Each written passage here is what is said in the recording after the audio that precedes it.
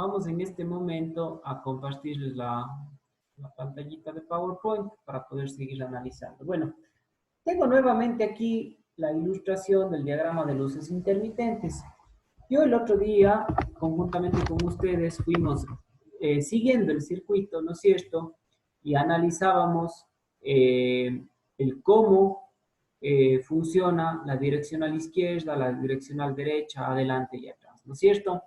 Bueno, creo que quedó eso bastante claro. Cuando les consulté sobre si había dudas, me supieron decir que estaba todo entendido. Ahora, un detallito más acerca de este circuito. Nosotros ya hicimos el ejemplo de si tuviésemos activada la una posición, ¿no es cierto?, acá en el conmutador hacia la derecha y la otra posición hacia la izquierda. Ahora, mi pregunta, muchachos, va, ¿y cómo activo las luces de parqueo? Las 4 luces. ¿En dónde creen que se deba generar esa conexión o en dónde creen que se deba generar ese, ese funcionamiento de este circuito? Porque nosotros sabemos que el circuito de intermitencia, el relé de intermitencia, las líneas, todos son las mismas, ¿no es cierto? El circuito hace exactamente lo mismo. La única diferencia es que de alguna manera se conectan los 4 foquitos, ¿no es cierto? Entonces, a alguien se le ocurre cómo haría esa función. O en este mismo diagrama, donde tuviera que estar o donde tuviera que interactuar el circuito para generar el encendido de las 4 luces. Cuando ponemos el botoncito de parking. ¿Quién se anima a darnos un criterio de eso?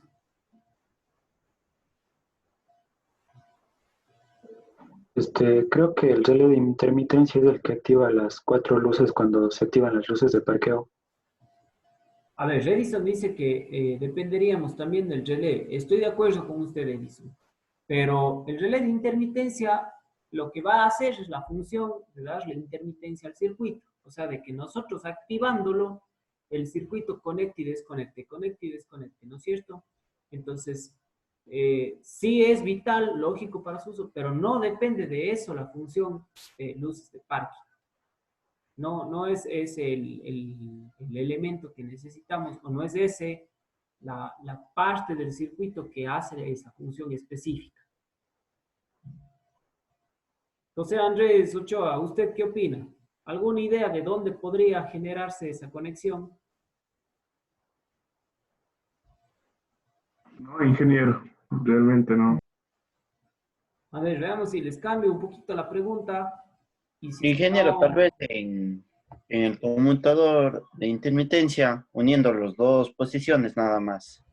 muy bien, exactamente. O sea, si nos fijamos, muchachos, en el circuito y si recordamos un poquito el análisis que hacíamos del mismo, la clase anterior, nosotros sabemos que el circuito es como que se mantiene intacto hasta llegar al conmutador, ¿no es cierto? Es en el conmutador donde yo destino si se prenden las luces derechas o si se prenden las luces de giro izquierdas, ¿no es cierto? Digo las luces porque tienen que prenderse adelante y atrás, y en algunos vehículos incluso existe una luz lateral, ¿no es cierto? En los más modernos, aparte de la lateral, una en los retrovisores, o ahí hay unas diferentes mixturas, ¿no es cierto? Pero bueno, si vemos hasta el conmutador, el circuito permanece intocable, ¿no es cierto? Está todo idéntico. Es en el conmutador donde, si es que nosotros hacemos en este circuito un acercamiento, vemos que la posición 0, aquí no se le ve claramente, pero tiene un pulsante. Ese pulsante vendría a ser el que hace que se energicen ambas líneas, ¿no es cierto? Y por lo tanto se prendan los 4 foquitos. Esa sería la función parqueo, ¿no es cierto? Ahora, este diagrama del conmutador, la verdad, hace muy confusa esa función. Pudiéramos a este mismo diagrama nosotros a lo mejor colocar en algún punto un pulsante, ¿no es cierto? Un botón, en donde llegue esta línea que procede desde el relé, ¿no es cierto? Aquí ya teníamos la que ingresaba al relé y las salidas, ¿no es cierto? Hasta los distintos, perdón, teníamos la entrada del fusible desde el switch, ¿no es cierto?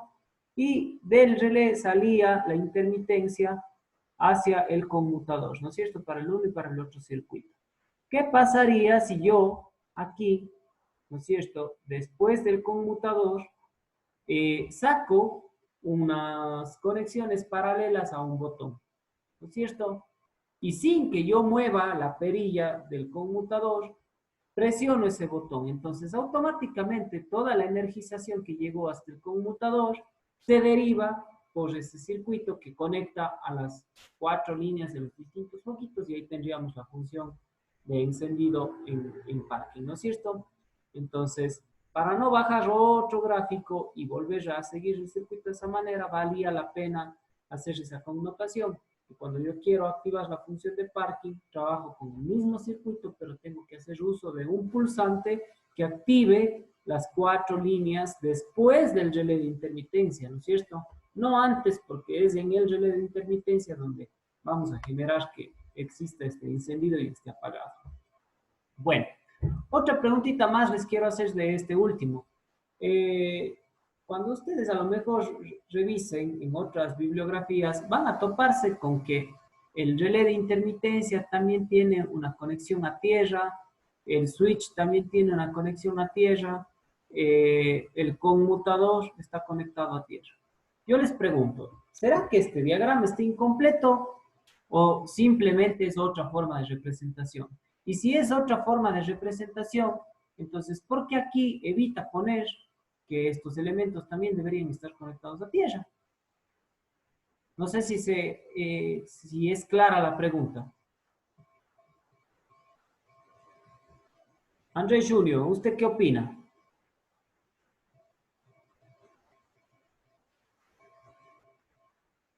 Creo que el circuito está planteado de otra manera. El circuito está planteado de otra manera, dice Andrés. ¿Qué nos puede aportar alguien voluntariamente? A ver, les reitero a lo que quiero llegar.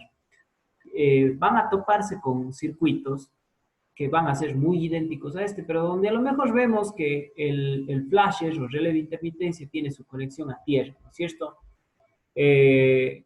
Entonces, basémonos solo en ese. Yo les digo, ¿por qué en este no muestra esa conexión a tierra? ¿Por qué creen ustedes que sea? Medio que algo ya se mencionó en las primeras clases, cuando recién hacíamos una introducción al circuito de iluminación. ¿Alguna idea, Henry Guzmán? No, Ángel, estoy tratando de analizar, pero no lo entiendo muy bien. Andrés Jaramillo. También estoy tratando de comprender. Ya, listo. Entonces vamos con la solución a esto. Sí están conectados a tierra, muchachos. Lo que pasa es que diagramalmente, ¿no es cierto? Yo, si me fijo, todos los elementos, ¿no es cierto? Todos estos elementos que están conectados, a la larga terminan derivándose a tierra. En el vehículo muy posiblemente sea distinto, ¿no es cierto? Y recuerden que también la tierra para estos circuitos no deja de ser la carrocería del vehículo, ¿no es cierto? El borde negativo de la batería está conectado a la carrocería del vehículo. Entonces, si yo conecto todo un circuito, a ver, supongamos que en efecto aquí hay este pulsante que yo les hablo para poner la función parking, ¿no es cierto? Presiono ese pulsante, se activa todo el circuito y después de cada foquito, ¿qué tenemos?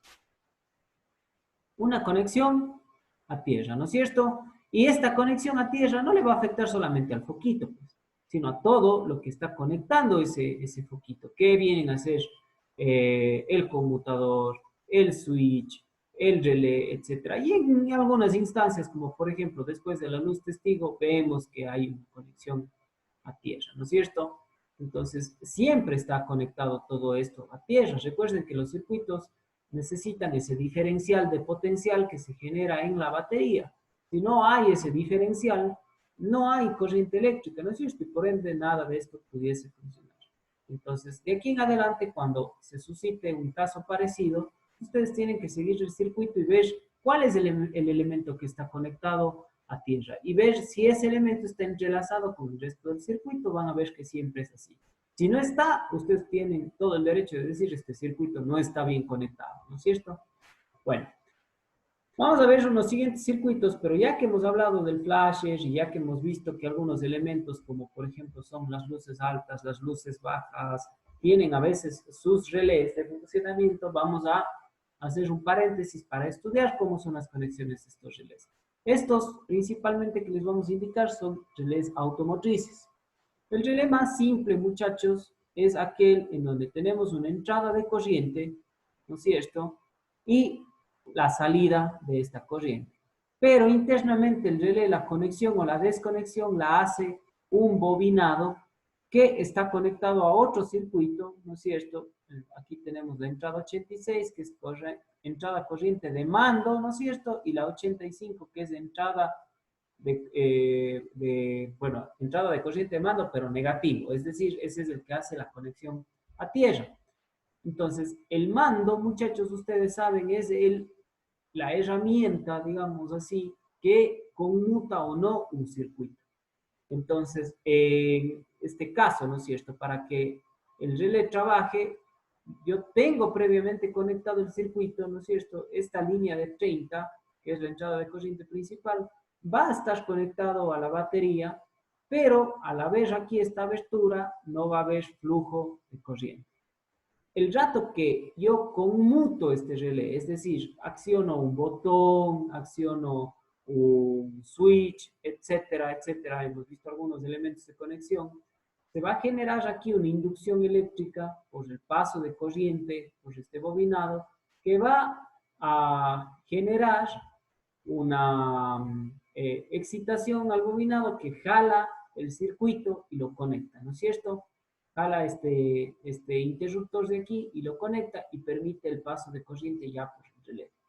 Normalmente aquí en esta parte del gráfico vemos cómo sería la conexión de este, entonces siempre vamos a ver que existe para este relé un pin o un conector que va a ser el 30, el 87, el 85 y el 86.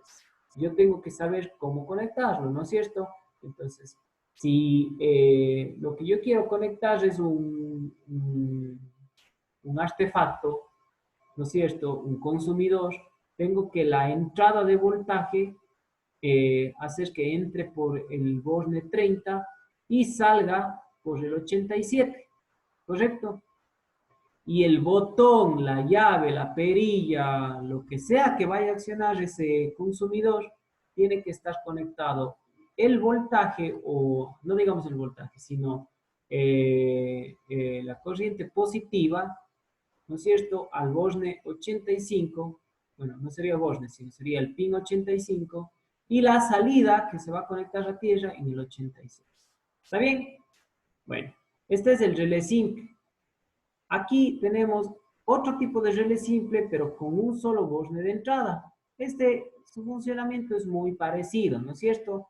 La entrada de corriente principal es esta de aquí, ¿no es cierto? También 30. La salida de corriente del mando es el 85, ¿correcto? Y ojo, ¿qué sucede con esto? Sencillamente cuando existe esta excitación del relé, conectamos el circuito nuevamente y todos salen por este pin 87. ¿Está bien? Entonces, de alguna manera podríamos pensar que la energización de este, ¿no es cierto?, más bien depende de un estado, ¿correcto? Conectado o desconectado. Entonces, cuando está conectado, viene la corriente por el pin 85, conecta el circuito y ya pasa corriente por este circuito que a lo mejor va a accionar un consumidor. ¿Está bien? Entonces, relé simple y relé simple con una sola entrada. La diferencia sustancial entre el uno y el otro, que en este caso, la corriente del consumidor y la corriente que acciona el relé no están funcionando a la par. ¿Correcto? Bueno. Relé simple con dos bornes de salida. Bueno, este nos puede servir para accionar dos consumidores distintos, ¿no es cierto? Entonces, de ahí la lógica es la misma. una entrada, una corriente conmutada a un mando, y en la salida se energizarán dos circuitos distintos. ¿Está bien? Y relé con resistencia en paralelo o diodo. Aquí una puntualización. Relé con resistencia paralela o diodo. Bueno, esto, muchachos, nos va a servir para que solamente cuando se supera un valor de resistencia, ¿no es cierto? O cuando se supera un voltaje al cual está calibrado un diodo, se energice este bobinado. Pregunta, ¿cuándo ustedes creen que pueda darse esa situación?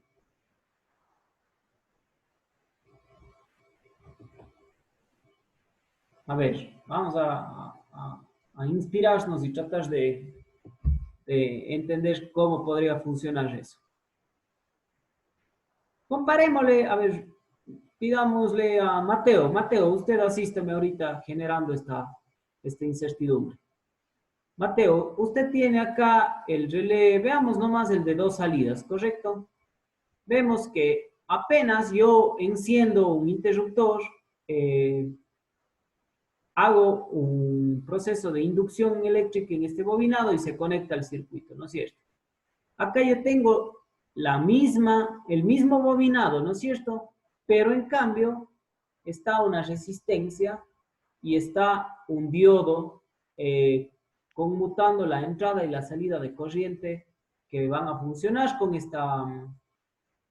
este bobinado. La pregunta, Mateo, es ¿qué función entonces tiene o esa resistencia o ese diodo?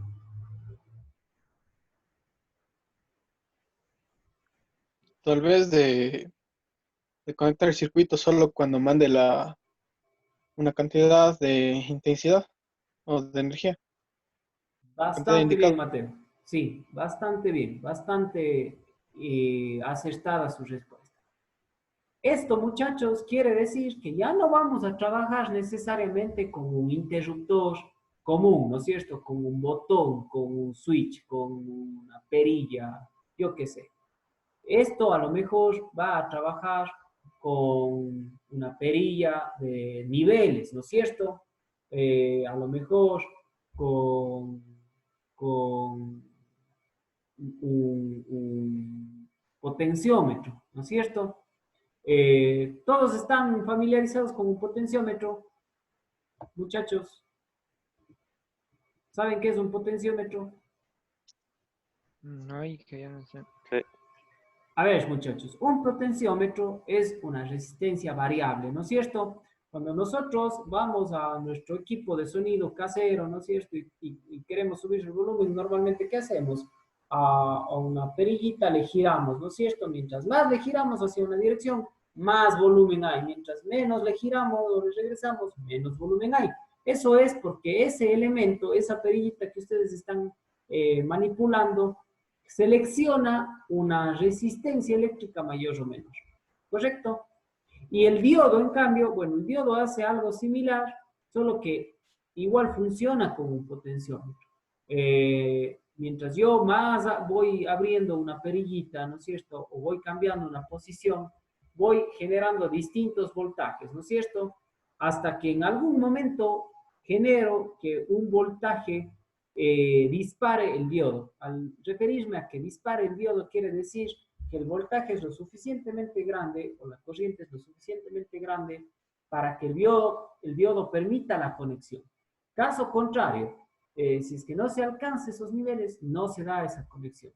Entonces, en el primer caso, con resistencia, perfecto. Yo tengo aquí una resistencia, me voy a inventar, de 30 kiloohmios, ¿no es cierto? Y este bobinado necesita que un voltaje supere esa resistencia. Mientras no se supere o a estas conexiones no llegue un voltaje lo suficientemente grande o una corriente lo suficientemente grande para que esta resistencia se vea sobrepasada, ¿no es cierto? Este bobinado no se energizará y este relé no cerrará. ¿Correcto? Lo mismo sucede acá. Si es que no llega un voltaje lo suficientemente grande o una corriente lo suficientemente grande, el bobinado no se excitará y no cerrará el circuito. ¿Quién entonces pueda pensar dónde podría aplicarse este relé? ¿En qué circuito se podría aplicar? Piensen.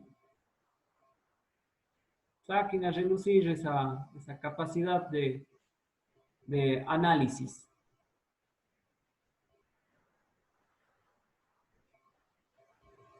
Eduardo, ¿alguna idea?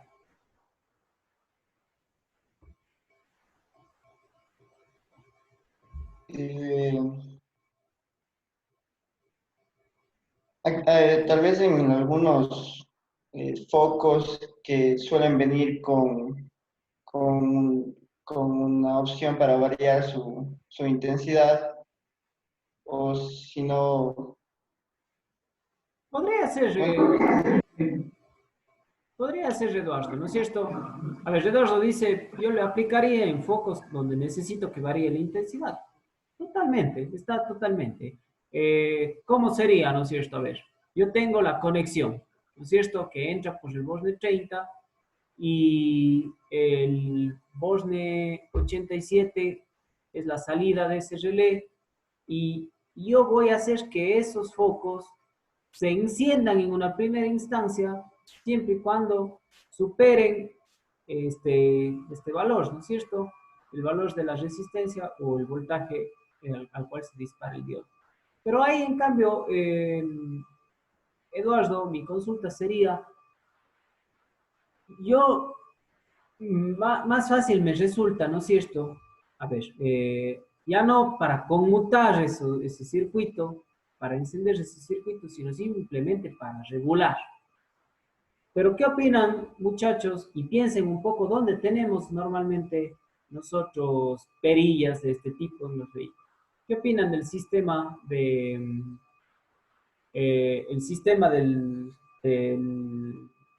flujo de aire interno de un vehículo? ¿No es cierto? Todo el tema del desempañador de vidrios, de la calefacción, ¿no es cierto? La intensidad del flujo de aire puede estar controlada por un sistema de este tipo, ¿no es cierto? Porque yo puedo prender la calefacción de mi vehículo, pero botar un flujo de aire muy pequeñito, ¿no es cierto? Que ni siquiera lo escucho. Pero si es que yo voy aumentando el flujo, ¿no es cierto? No, puedo escuchar que el ventilador interno de la cabina funciona a mayor o menor velocidad. Entonces ahí a lo mejor podría verse involucrado uno de estos relés, ¿correcto? Entonces, aquí les voy a generar una pequeña tareita, pero es una tareita más de iniciativa, ¿no es cierto? A los que puedan, traten de ubicar circuitos eléctricos con relé, con resistencia en paralelo o diodo en paralelo, ¿correcto? ¿Dónde se lo puede aplicar? Y van a entender el por qué está aplicado en esos circuitos, ¿correcto? Si es que alguien por ahí tiene algún conocido que trabaja en algún taller eléctrico o tienen algún familiar que trabaja en taller eléctrico, háganle la consulta, les van a responder inmediatamente y van a darse cuenta del por qué son utilizados en uno u otro circuito. ¿Está bien? Entonces, eso básicamente, muchachos, en cuanto a funcionamiento de los relés. No sé si queda hasta aquí alguna duda. ¿Está claro el cómo funcionan? Inge, la mía ese punto 86 no me quedó bien claro, no lo entendí bien ahí. A ver, me decía Jonathan, no le queda claro qué exactamente. O sea, al inicio usted explicó lo que, por ejemplo, el 30 era el principal, el 87 de salida, el 85 el que va a tierra, y el 86 no le pude escuchar muy bien. Ya, listo, Jonathan. A ver, la única cuestión, Jonathan, es que la 86 es la entrada de la corriente del mando. El mando vendría a ser el elemento que acciona esto, ¿no es cierto? Entonces, fijémonos en el relé con resistencia, el relé con diodo en paralelo, ¿no es cierto? A ver, en 86 yo voy a conectar una perilla de potenciómetro, ¿no es cierto? O sea, va a haber por aquí, por 86, va a estar ingresando todo el tiempo una corriente. Ahora, puede ser que esa corriente al comienzo ingrese con un voltaje muy bajito. ¿Está bien? Entonces, perfecto. Está entrando la corriente y sale por 85.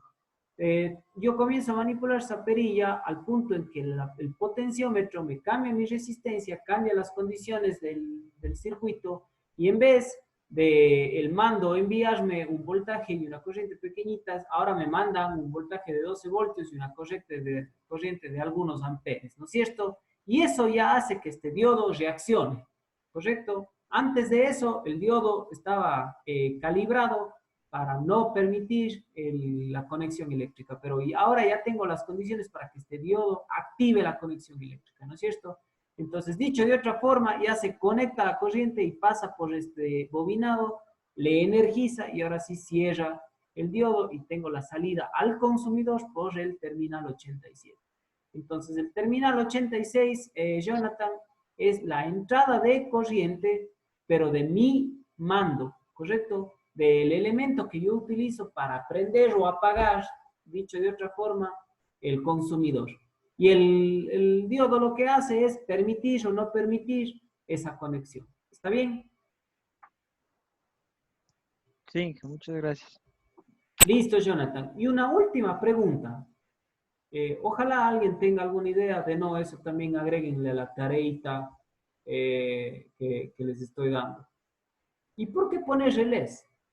¿Por qué no puedo yo, a ver, en vez de generarme todo este sistema, cojo, interrumpo el circuito y pongo un botón? Nada más. ¿Para qué el relé? ¿Cuál es el afán de que ya esté preconectado el circuito, por así decirlo, ¿no es cierto? Y en el relé se haga como que una confirmación de la conexión, ¿no es cierto? O sea, se le da lugar a que se conecte definitivamente. ¿Quién se imagina el por qué?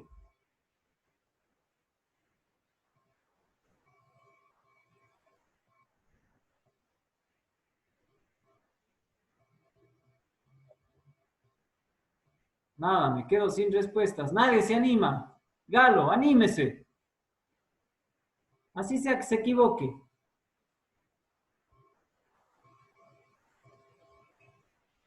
Sí, le tenemos a Galo por aquí o ya se fue. A ver, ahí está Galo, cuéntenos. Láncese nomás a dar una respuesta. Para, de cierta manera, proteger el circuito, porque en cambio quedaría siempre activado si fuera solo un interruptor. Quizás como es un pulsante. Exactamente, Galo, ya ve. Y a lo mejor ya lo sabía o a lo mejor simplemente le meditó un poquito. Es exactamente ese el porqué, ¿no es cierto? Y porque también, muchachos, cuando yo tengo, a ver, el circuito eléctrico de un vehículo, si bien no es que es letal, ¿no es cierto? No es que si yo voy y toco los bordes de la batería me muero, pero tenemos el tema de que trabaja con un alternador, ¿no es cierto? Y con elementos de potencia también, ¿no es cierto? Como son bobinas, las bujías, etcétera, etcétera. Esto, muchachos, se quiera o no, siempre genera picos de voltaje. El alternador se puede venir a averiar un poquito y empezar a generar un voltaje mayor, una corriente mayor, ¿no es cierto? Entonces, si yo cojo y pongo solamente un botón, el rato que haga la conexión, ahí se van a generar pequeños chispazos eléctricos, ¿no es cierto? Se van a generar picos de voltaje que a lo mejor no duran mucho. Pero en cambio van a hacer que los conectores de un pulsante, por ejemplo, se acaben, ¿no es cierto? Se hagan pedazos en muy poquito tiempo. En cambio, si es que es más amigable la conexión, ¿no es cierto? Si hay una preconexión y yo simplemente necesito hacer una conectividad un poquito más gestionada a través del relé, se va a controlar de mejor manera eso, ¿no es cierto? Y ahí entra también el tema de la seguridad que manifestó el compañero, que si falla el elemento, ¿no es cierto? Dependa de algunas cosas más, ¿no es cierto? Por eso los relés también se pueden dañar y puede ser que el bobinado ya no actúe y ya no se prenda absolutamente nada. Por eso a veces, un caso muy común, les cuento como anécdota, es el tema de las bombas de gasolina. Muchísimas veces se equivocan operarios mecánicos porque dejan de tener alimentación de gasolina y automáticamente deducen que el problema es la bomba. Y resulta que muchas de las veces el problema es el relé. Correcto, es el relé el que se daña o el que después de ciertas condiciones de trabajo como alta temperatura, bornes desgastados, pines mal contactados, deja de trabajar, desenergiza la bomba, el carro se apaga y bueno, se genera todo ese problema. ¿Está bien? Listo, muchachos. Avancemos un poquito más. Tenemos por acá el diagrama eléctrico del claxon, ¿no es cierto? Este está un poquito más simplificado. Vemos, y ojo aquí, vemos que tiene una corriente que va a venir ¿a qué? ¿Qué es esto de aquí? El relé, ¿no es cierto? Viene al relé, como veíamos, como la llave va a ser el mando, entonces una vez que la llave está activada, entra corriente por el borde 86, ¿no es cierto?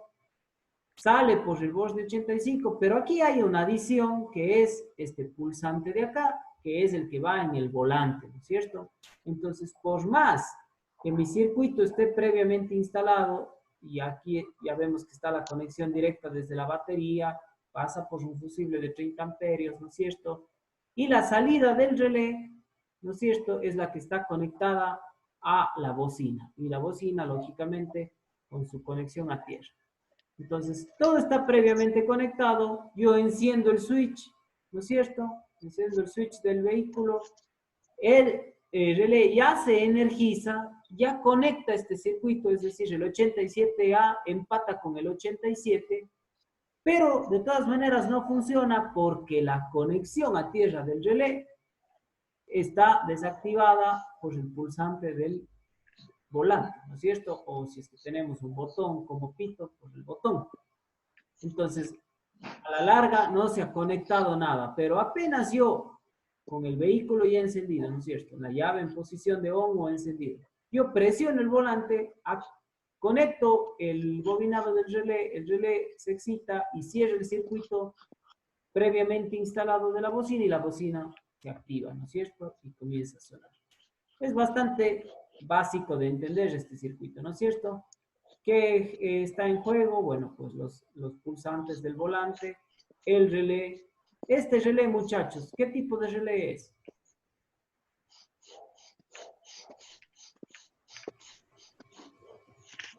¿Cómo se llamaba este relé? Sí.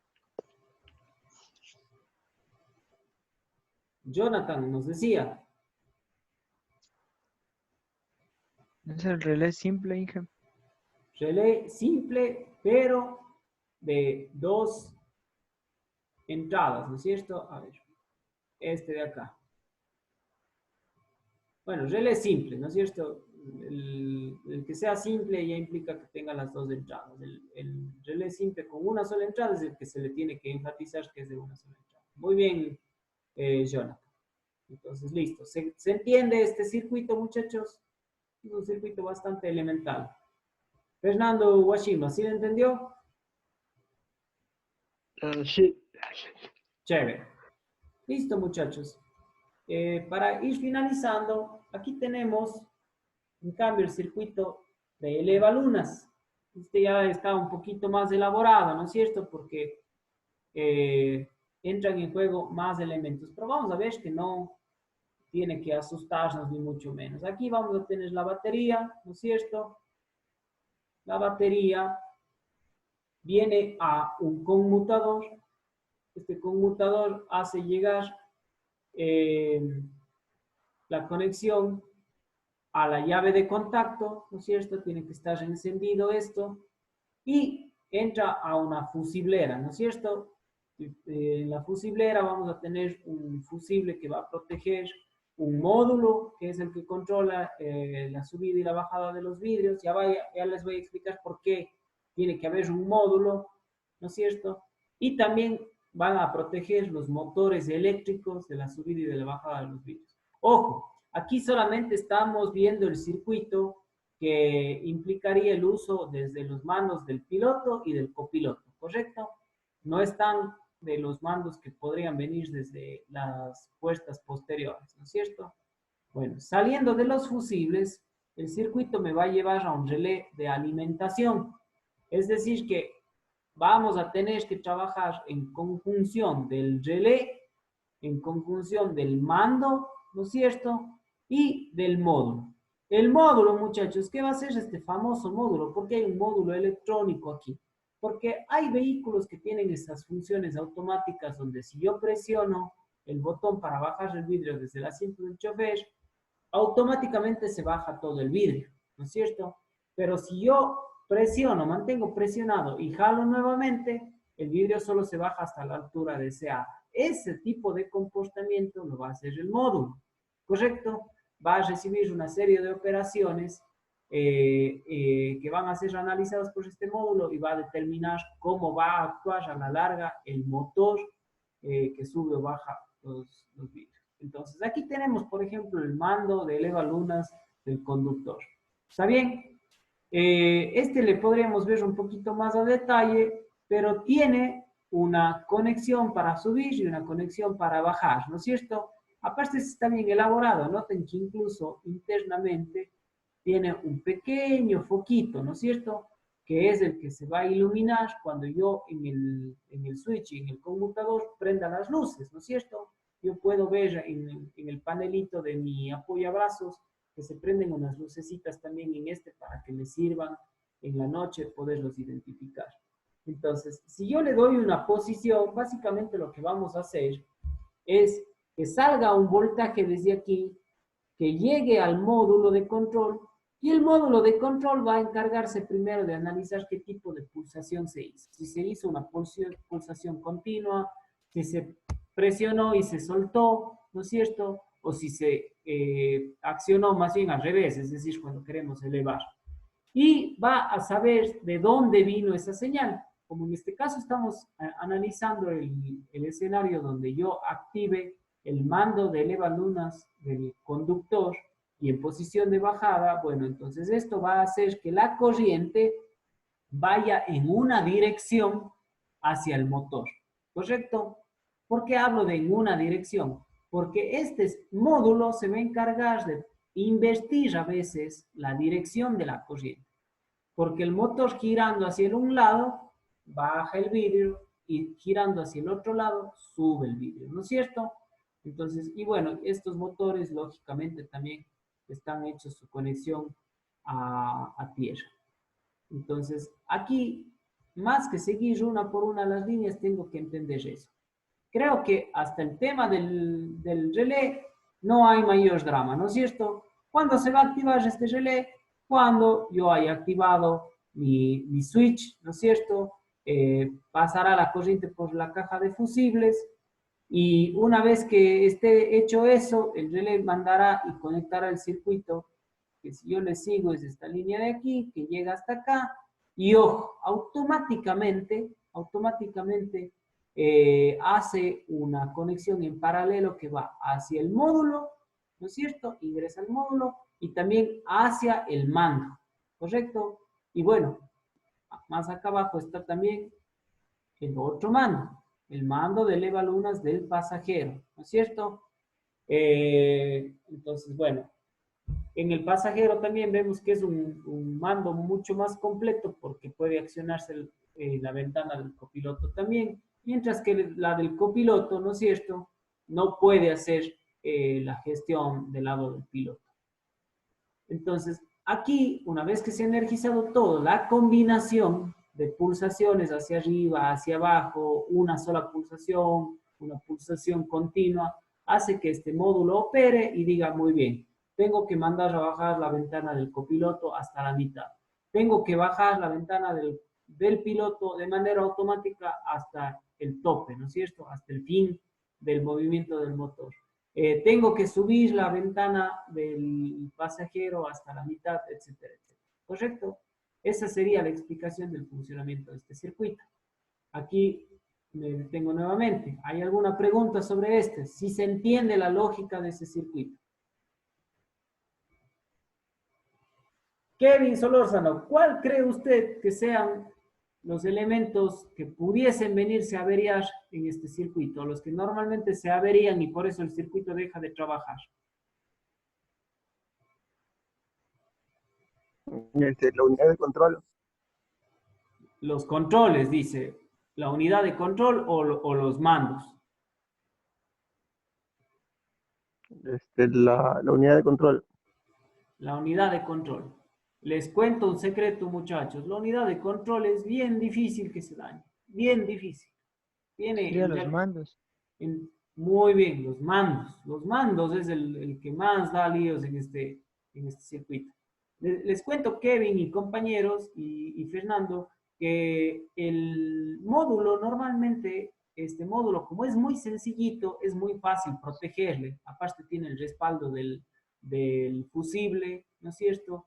Y internamente la parte electrónica hace una muy buena gestión para proteger que este mando pueda llegar a dañarse. Sí, se puede dañar, lógico, pero los que más sufren precisamente por ese tema de conectar y desconectar, son estos mandos. Se desgastan muchísimo los pines de conexión o las clavijas de conexión. Ni los motores se dañan tanto como se dañan los mandos. ¿Está bien? Aparte que estos motores eléctricos suelen ser de una muy buena capacidad, por lo tanto el subir y el bajar los vidrios no les implica mayor reto. Hay veces que incluso ese funcionamiento lento de los elevavidrios que uno podría intuir que el motor ya no tiene la suficientemente fuerza, el problema sigue siendo el mando. El mando es el que ya no manda bien la corriente, ¿no es cierto? Se ha desgastado tanto que a pesar de que están contactados los mandos, la circulación de la corriente ya no es la idónea y por lo tanto le llegan valores de voltaje muy pequeñitos al módulo y el módulo lo único que hace es enviar las señales a los distintos consumidores, ¿no es cierto? Pero si le llega una señal menor, también va a activar con un voltaje menor esos motores, ¿no es cierto? Más bien los motores a veces se dañan porque las rieles de los elevalunas o algo por el estilo se desgastan, se llenan de polvo, pierden lubricación y el motor tiene que hacer sobreesfuerzos y lógicamente también pierde su eficacia. Eso comentándoles un poquito porque parte del tema de este capítulo es analizar el mantenimiento, ¿no es cierto? Entonces ya un poco les voy hablando de los problemas que puede llegar a sufrir estos distintos conexiones y circuitos. Bueno, vamos a dejar una sesión, eso les adelanto que vamos a dejar una sesión para trabajar exclusivamente lo que son fallas y el mantenimiento de este circuito. Bueno, y por último quisiera echarle un vistazo a esta última diapositiva. En esta vamos a ver lo que son los fusibles y los cables. Los fusibles son los encargados de interrumpir la conexión cuando existan picos de voltaje y de corriente, ¿no es cierto? Normalmente van de la mano los dos. Vienen calibrados en base a la intensidad máxima de corriente que puede recorrer un circuito. Ustedes saben que la intensidad, si crece mucho, a la larga, ¿qué genera? Genera calor, ¿no es cierto? Y el calor puede llegar a deteriorar los elementos y las líneas o los cables de conexión. Entonces, cuando se genera un cortocircuito, ¿no es cierto? Que a la larga nosotros sabemos que eso va a generar cantidades muy altas de corriente y de voltaje. El circuito se va a permitir trabajar siempre y cuando no se excedan estas corrientes. Si se exceden estas corrientes, creo que todos conocemos la dinámica de un fusible, tienen una parte central debilitada que se quema y al quemarse desconecta el circuito, ¿no es cierto? Por eso, muchachos, valga el que estemos tratando este tema, no es técnico y no es para nada una solución cuando algún cliente de ustedes llega con un fusible quemado y ustedes para hacerles el favor de que el circuito vuelva a funcionar, mandan conectando con un cable, ¿no es cierto? Haciendo un puente.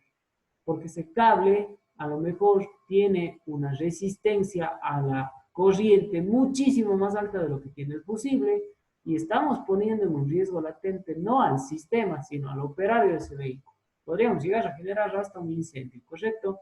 Entonces, Normalmente estos fusibles están calibrados por su corriente y tienen una codificación por colores también.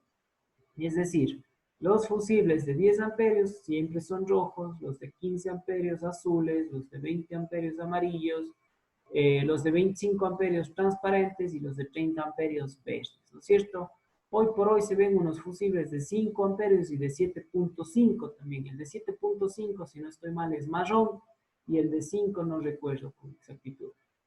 Un fusible de 5 amperios, uno puede intuir que ya más va a proteger a elementos electrónicos. Y los elementos electrónicos, precisamente por la bondad de que no necesitan voltajes muy altos, son difíciles de llegarse a dañarse. Hay menos riesgo de picos de voltaje, ¿no es cierto? Aquí tenemos una tabla de conversión de milímetros a pulgadas. Esto ya hablando de conductores sólidos, ¿no es cierto? Aquí no hay mayor drama. Sencillamente los conductores van en base a su diámetro, ¿no es cierto? Uno puede adelantarse a pensar que los conductores de menor diámetro accionarán circuitos donde no existan corrientes muy altas, mientras que los de mayor diámetro serán aquellos que estén encargados de gestionar las conexiones de circuitos de muchísima corriente o de mucho voltaje, ¿no es cierto? Entonces, también tienen un código de numeración, ¿no es cierto? Por ejemplo, un conductor de 0,25 milímetros de diámetro se lo conoce como cable 30, ¿correcto? El conductor de 2,59 milímetros de diámetro, un cable ya anchito, se le conoce como cable 10, ¿no es cierto? Y sus equivalencias en pulgadas, ¿no es cierto? Entonces, aquí podemos ver desde el 40, ¿no es cierto? Desde el 40, que es un cable diminuto, casi como un cable de conexión telefónica, hasta un 18, ¿no es cierto? Que, bueno, el cable 18 podría ser alguno que conmute ciertos circuitos de un motor de arranque, ¿no es cierto? El cable 10 ya es un cable bastante grueso que puede incluso servir para conexiones directas desde la batería. Y por último, a ver, acá tenemos otra tablita, ¿no es cierto? Donde, bueno, básicamente viene a ser la continuación de esta de acá, pero aquí ya aparecen las medidas más grandes, ¿no es cierto? Este cable de 5 milímetros de diámetro, ¿no es cierto? Y el amperaje que puede soportar, 70 amperios, ¿no es cierto? Entonces ahí hablamos ya de circuitos principales, de circuitos de alto voltaje. Entonces, listo muchachos, hemos revisado básicamente la mayoría de circuitos eléctricos y que se los puede relacionar también a un circuito de iluminación. Este capítulo está haciendo falta que nosotros hagamos una revisión de todo lo que es la calibración de las luces, y ustedes ya lo hicieron en su trabajo de investigación, pero yo les había hablado de que estoy buscando un videito donde podamos ver de mejor manera cómo se realizan estas calibraciones. Y también tenemos que hacer una clasecita sobre mantenimiento. Entonces, ahí vamos a ver si rellenamos los posibles vacíos que hayan podido existir en sus trabajitos de investigación con información un poquito más detallada. ¿Correcto? Serían lo que nos está faltando. Quiero aprovechar y hacerles mención de que la última semana de este mes, concretamente el día miércoles 27 de mayo, vamos a tener una pruebita de las unidades 1 y 2, ¿no es cierto? La unidad 1, ya hicimos nosotros una especie de prueba de reactivos, ¿no es cierto? Tipo diagnóstico. Bueno, vamos a tener que repasar otra vez esa unidad, que no es difícil, no son temas muy complicados, y le vamos a agregar los criterios de esta segunda unidad. Yo ya les voy como ustedes podrán ver en las diapositivas, hay muchísimas diapositivas que condensan todo el contenido de la materia. Voy a ver si hago un nuevo documento seleccionando exclusivamente las diapositivas pertinentes a estos dos primeros capítulos para ponerlas en el aula virtual y que también sean una fuente de estudio. Pero ustedes han visto que hemos estado tomando la información desde distintas bibliografías, desde distintas fuentes, del internet y los diagramas mismos que están acá y que los van a poder visualizar ustedes en las diapositivas. Entonces, esa será su herramienta de estudio para esta prueba del 27, ¿correcto? Entonces, yo creo que en esta semana y la próxima hemos de terminar esta unidad y podríamos dejar un espacio para hacer una pequeña sesión de debate para un poco tratar varios temas, ¿no es cierto? Contrastar ciertos criterios, ciertas partes teóricas y de esa manera quedar mucho más preparados para esta prueba. Entonces, porfa, anótense esa fecha del 27 de mayo y por hoy vamos a dejar hasta ahí. El día de mañana en unos minutos más yo les estaré haciendo llegar el comunicado respecto a cómo vamos a trabajar el día de mañana, si mediante la asistencia a la conferencia del ingeniero Efraín Fernández o si no se dan las condiciones, pues tendremos que seguir el curso de esta unidad en el mismo horario de clases.